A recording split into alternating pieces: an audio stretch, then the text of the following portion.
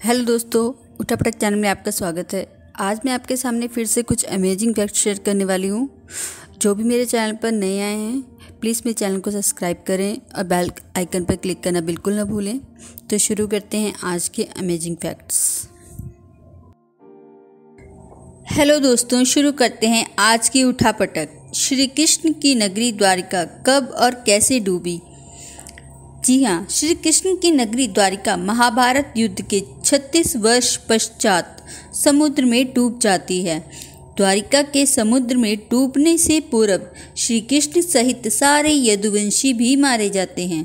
समस्त यदुवंशियों के मारे जाने और द्वारिका के समुद्र में विलीन होने के पीछे मुख्य रूप से दो मुख्य कारण हैं। एक, माता गांधारी द्वारा श्री कृष्ण को दिया गया श्राप। दूसरा, ऋषियों द्वारा श्री कृष्ण पुत्र शाम को दिया गया श्राप। महाभारत युद्ध की समाप्ति के बाद जब युधिष्ठिर का राज तिलक हो रहा था, तब कौरवों की माता गांधारी ने महाभारत युद्ध के लिए श्री कृष्ण को दोषी ठहराते हुए श्राप दिया कि जिस प्रकार कौरवों के वंश का नाश हुआ है, ठीक उसी प्रकार यदुवंश का भी नाश होगा। महाभारत युद्ध के बाद जब 36वां वर्ष प्रारंभ हुआ तो तरह तरह के अपशकुन होने लगे। एक दिन महर्षि विश्वामित्र, कण्व, देवऋषि नारद आदि द्वारिका गए।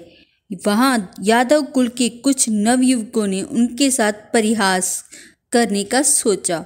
वे श्री कृष्ण के पुत्र शाम को स्त्री वेश में ऋषियों के पास ले गए और कहा, ये स्त्री गर्भवती है, इसके गर्भ से क्या उत्पन्न होगा। ऋषियों ने जब देखा कि ये युवक हमारा अपमान कर रहे हैं तो क्रोधित होकर उन्होंने शाप दिया कि श्री कृष्ण का ये पुत्र वृष्णि और अंतकवंशी पुरुषों का नाश करने के लिए एक लोहे का मुसल उत्पन्न करेगा, जिसके द्वारा तुम जैसे क्रूर और क्रोधी लोग अपने समस्त कुल का संहार करोगे। उस मुसल के प्रभाव से श्री कृष्ण व बलराम ही बच पाएंगे।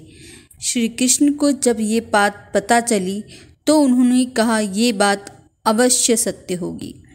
मुनियों के श्राप के प्रभाव से दूसरे दिन ही शांब ने मुसल उत्पन्न किया।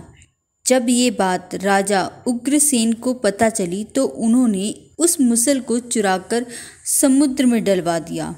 उसके बाद राजा उग्रसेन व श्री कृष्ण ने नगर में घोषणा करवा दी कि आज से कोई भी वृष्ण व अंतकवंशी अपने घर में मदिरा तैयार नहीं करेगा।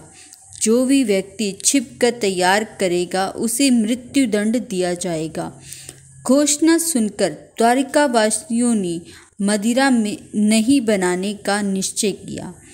इसके बाद द्वारिका में भयंकर अपशगुन होने लगे। प्रतिदिन आंधी चलने लगी। चूहे इतने बढ़ गए कि मार्गों पर मनुष्यों से ज़्यादा दिखाई देने लगे।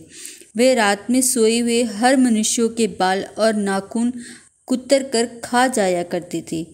सारस उल्लुओं की और बकरे गीदड़ों की आवाज़ निकालने लगे। गायों के पेट से गधे और कुतियों से बिलाव और नेवलियों के गर्भ से चूहे पैदा होने लगे। उस समय यदुवंशियों को पाप करते शर्म नहीं आती थी। जब श्री कृष्ण ने नगर में होते इन अपशगुनों को देखा तो उन्होंने सोचा कि कौरवों की माता गांधारी का श्राप सत्य होने का समय आ गया है। इन अपशगुनों को देखकर तथा पक्ष के 13वें दिन अमावस का संयोग जानकर श्री कृष्ण काल की अवस्था पर विचार करने लगे। उन्होंने देखा कि इस समय वैसा ही योग बन रहा है जैसा महाभारत के युद्ध के समय बना था। गांधारी के श्राप को सत्य करने के उद्देश्य से श्री कृष्ण ने यदुवंशियों को तीर्थ यात्रा करने की आज्ञा दी। श्री कृष्ण की आज्ञा से सभी राजवंशी समुद्र के तट पर प्रभास तीर्थ आकर निवास करने लगे। प्रभास तीर्थ में रहते हुए एक दिन जब अंधक व वृष्णिवंशी आपस में बात कर रहे थे, तभी सात्याकिक ने आवेश में आकर कृत्यवर्मा का उपहास और अनादर कर दिया। कृतवर्मा ने भी कुछ ऐसे शब्द कहे कि सात्यकी को क्रोध आ गया और उसने कृतवर्मा का वध कर दिया। ये देख अंतक वंशियों ने सात्यकी को घेर लिया और हमला कर दिया। सात्यकी को अकेला देख श्री कृष्ण के पुत्र प्रद्युम्न उसे बचाने दौड़े। सात्यकी और प्रद्युम्न अकेले ही अंतक वंशियों से भिड़ गए, परंतु संख्या में अधिक होने के कारण वे अंतक वंशियों को पराजित नहीं कर पाए और अंत में उनके हाथों मारे गए। अपने पुत्र और सात्यकी की मृत्यु से क्रोधित होकर श्री कृष्ण ने एक मुट्ठी एरका घास उखाड़ ली। हाथ में आते ही वह घास वज्र के समान भयंकर लोहे का मुसल बन गई। उस मुसल से श्री कृष्ण सभी का वध करने लगे। जो कोई भी वह घास उखाड़ता वह भयंकर, ऐसा ऋषि मुनियों के श्राप के कारण हुआ था। उन मुसलों के एक ही प्रहार से प्राण निकल जाते। उस समय काल के प्रभाव से अंधक, भोज, शिनी और वृष्णि वंश के वीर मुसलों से एक दूसरे का वध करने लगे। यदुवंशी भी आपस में लड़ते हुए मरने लगे। श्री कृष्ण के देखते ही देखते साम, चारुद्रेशन, अनिरुद्ध और गद की भी मृत्यु हो गई। फिर तो श्री कृष्ण और भी क्रोधित हो गए। उन्होंने शेष बचे सभी वीरों का संहार कर डाला। अंत में केवल दारुक, श्री कृष्ण के जो सारथी थे, ही शेष बचे। श्री कृष्ण ने दारुक से कहा कि तुम तुरंत हस्तिनापुर जाओ और अर्जुन को पूरी घटना बताकर द्वारिका ले आओ। दारुक ने ऐसा ही किया। उसके बाद श्री कृष्ण बलराम को उसी स्थान पर रहने का कहकर द्वारिका लौट आए। द्वारिका आकर श्री कृष्ण ने पूरी घटना अपने पिता वासुदेव जी को बता दी। यदुवंशियों के संहार की बात जानकर उन्हें बहुत दुख हुआ। श्री कृष्ण ने वासुदेव जी से कहा कि आप अर्जुन के आने तक स्त्रियों की रक्षा करें। इस समय बलराम जी वन में मेरी प्रतीक्षा कर रहे हैं, मैं उनसे मिलने जा रहा हूँ। जब श्री कृष्ण ने नगर में स्त्रियों का विलाप सुना तो उन्हें सांत्वना देते हुए कहा, शीघ्र ही अर्जुन द्वारिका आने वाले हैं, वे ही तुम्हारी रक्षा करेंगे। ये कहकर श्री कृष्ण बलराम से मिलने चल पड़े। वन में जाकर श्री कृष्ण ने देखा कि बलराम जी समाधि में लीन हैं। देखते ही देखते उनके मुख से सफ़ेद रंग का बहुत बड़ा सांप निकला और समुद्र की ओर चला गया। उस सांप के हजारों मस्तक थे। समुद्र ने स्वयं प्रकट होकर भगवान शेषनाग का स्वागत किया। बलराम जी द्वारा देह त्याग देने के बाद श्री कृष्ण उस सूने वन में विचार करते हुए घूमने लगे।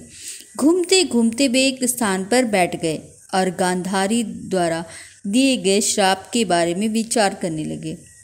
जिस समय श्री कृष्ण समाधि में लीन थे, उसी समय जरा नाम का एक शिकारी हिरणों का शिकार करने के उद्देश्य से वहां आ गया। उसने हिरण समझकर दूर से ही श्री कृष्ण पर बाण चला दिया। बाण चलाने के बाद जब वह अपना शिकार पकड़ने के लिए आगे बढ़ा तो योग में स्थित भगवान श्री कृष्ण को देखकर उन्हें अपनी भूल का पश्चाताप हुआ। तब श्री कृष्ण को उसने आश्वासन दिया कि अपने परम धाम चले गए। अंतरिक्ष में पहुंचने पर इंद्र, अश्विनी कुमार, रुद्र, आदित्य, वसु, मुनि आदि सभी ने भगवान का स्वागत किया। इधर दारुक ने हस्तिनापुर जाकर यदुवंशियों के संहार की पूरी घटना पांडवों को बता दी। ये सुनकर पांडवों को बहुत शोक हुआ। अर्जुन तुरंत ही अपने मामा वासुदेव से मिलने के लिए द्वारिका चल दिए। अर्जुन जब द्वारका पहुँचे तो वहाँ का दृश्य देखकर उन्हें बहुत शोक हुआ। श्री कृष्ण की रानियाँ उन्हें देखकर रोने लगी। उन्हें रोता देख अर्जुन भी रोने लगे और श्री कृष्ण को याद करने लगे। इसके बाद अर्जुन वासुदेव जी से मिले। अर्जुन को देखकर वासुदेव जी बिलक बिलक कर रोने लगे।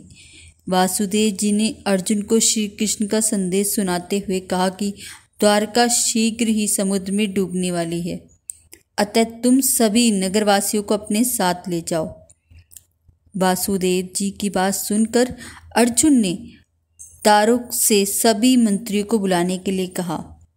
मंत्रियों के आते ही अर्जुन ने कहा, मैं सभी नगरवासियों को यहाँ से इंद्रप्रस्थ ले जाऊंगा, क्योंकि शीघ्र ही इस नगर को समुद्र डुबा देगा।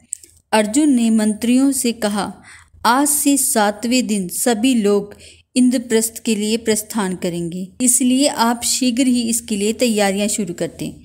सभी मंत्री तुरंत अर्जुन की आज्ञा की पालन में जुट गए। अर्जुन ने वह रात श्री कृष्ण के महल में ही बिताई। अगली सुबह श्री कृष्ण के पिता वासुदेव जी ने प्राण त्याग दिए। अर्जुन ने विधि विधान से उनका अंतिम संस्कार किया। वासुदेव जी की पत्नी भद्रा, रोहिणी व मदिरा भी चिता पर बैठकर सती हो गई। इसके बाद अर्जुन ने प्रभास तीर्थ में मारे गए समस्त यदुवंशियों का संस्कार किया। 7वें दिन अर्जुन श्री कृष्ण के परिजनों तथा सभी नगरवासियों को साथ लेकर इंद्रप्रस्थ की ओर चल दिए। उन सभी के जाते ही द्वारका नगरी समुद्र में डूब गई।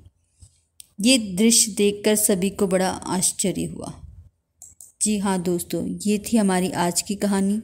आपको मेरी कहानी कैसी लगी है प्लीज़ मुझे कमेंट करके ज़रूर बताएं और मेरे चैनल को सब्सक्राइब करना बिल्कुल न भूलें। धन्यवाद।